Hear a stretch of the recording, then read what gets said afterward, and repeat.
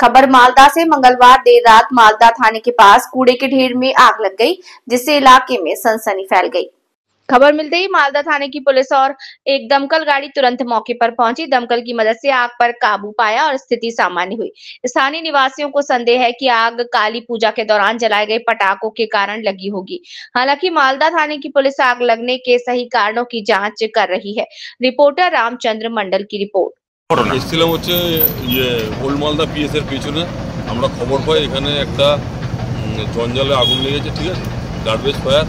তো আমাদেরকে কল করা হয়, আমাদের যে এখানে সাব ইন্সপেক্টর আছেন দিলীপ ঘোষ, উনি ফোন করেছিলেন। তো আমরা তৎপরের সাথে এখানে আসি। এখানে আমরা দেখতে পাই সামান্য আগুন ছিল। তো আমরা আমাদের আমাদের আগুনটা ঠিক মতো নিভিয়েছে, আমাদের কাজকর্ম মালদা পিএস এর পিছনে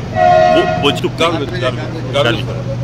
কিভাবে লাগতে পারে, কি অনুমান? এটা সম্ভবত হয়তো ভটকার কারণে লাগতে পারে, যেটুকু বোঝা যাচ্ছে ভটকার কারণে লাগতে পারে। কেমন অগ্নিকাণ্ড কি মনে করেন? সেরকম কিছু ছিল না, ভয়াবহ কিছু ছিল না। এখন তাড়াতাড়ি আমরা আন্ডার কন্ট্রোলে নিয়ে চলে এসেছি। এখন কি পরিস্থিতি? এখন পুরোটা কন্ট্রোলে আছে। আপনার শুভ নাম? আপনার শুভ নামটা? আমার নাম কৃষাণু সাহা, লিডার ইংলিশ বাজার ফায়ার স্টেশন। আমি এখানে এসে যা দেখলাম আর কি, যে দাও দাও করে আগুন জ্বলছে। কোনো হয়তো কালী বিসর্জন করছিল, কেউ পটকা ফেলেছে, তার সেই পটকা দিয়ে আগুনটা লাগে। এটা তো এমনি ড্রেনের পার্শ্বে একটা জায়গা আর কি। এটা অন্য কলকাতার এক ভদ্রলোকের রায়তি সম্পত্তি, কিন্তু এখানে জাবর ফেলে ফেলে এমন অবস্থা করেছে যে মানে বলার নেই। দীর্ঘদিন ধরে আমরা বলছি যে এখানে জাবর ফেলবেন না, এখানে এসে কোনো রকম ব্যবস্থা করে দিন, বা জাবর যদি স্ট্যাক করে সাথে সাথে তুলে নিয়ে চলে যান। এটা আমরা বলে আসছি, কিন্তু কেউ কর্ণপাত করছে না। আজকে তো ওই যে কালী বিসর্জন তখন সেই পটকা ফুটাচ্ছিল, পটকা ফুটাতে গিয়ে বা সেই পটকার থেকে আগুন তা আমি এসে শুনলাম অবশ্য। আর সে ভয়ঙ্কর এখানে আগুন লেগেছে।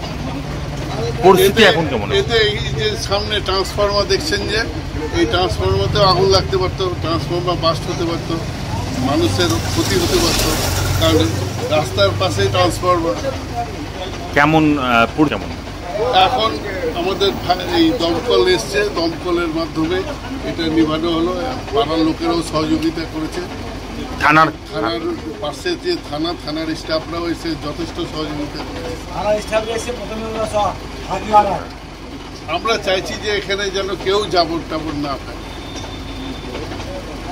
এখান দিয়ে একটা রাস্তা ছিল যাওয়ার, এরকম যদি জাবর ফেলতে থাকে কোনোদিন, যদি হয়তো মাঝরাত্রে আগুন লাগে, কেউ বুঝতে পারবে না। তাতে হবে কি, এই যে ট্রান্সফরমার পাশে আছে সেটাতে আগুন লেগে বিশাল আকার ধারণ করতে পারে।